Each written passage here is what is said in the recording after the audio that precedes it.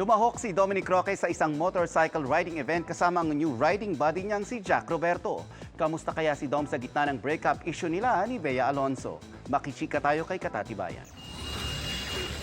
2 linggo matapos kumpirmahin ni Bea Alonzo na hiwalay na sila ng fiancé na si Dominic Roque. Nakausap namin si Dom sa isang event sa Subic. Pero matipid ang kanyang sagot nang matanong siya sa estado ng kanyang puso. Next time, no anything about that. Sorry. How are you with everything now? I'm good. I'm actually good. Isa si Dominic sa mga lumahok sa Luzon leg ng isang motorcycle riding challenge. 13 years old pa lang daw ay nahilig na siya sa pagmomotor. Nakasama rin niya si kapuso Hank Jack Roberto.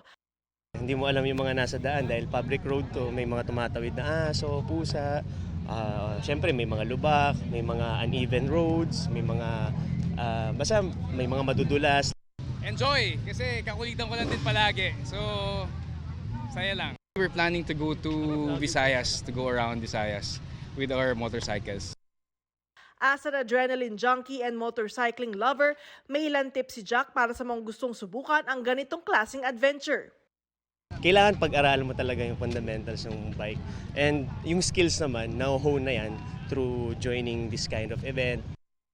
Ticking the checkbox sa kanilang motorcycling passion, ano pa kaya ang minamanifest na Jack and Dom this 2024? Gusto ko secure yung bago ako mag-decide na magpatayo kunwari ng bahay. Gusto ko alam ko na kung saan ko kukunin yung pambayad gano'n. This 2024, siguro, I don't know. Katatibayan, updated sa showbiz happenings.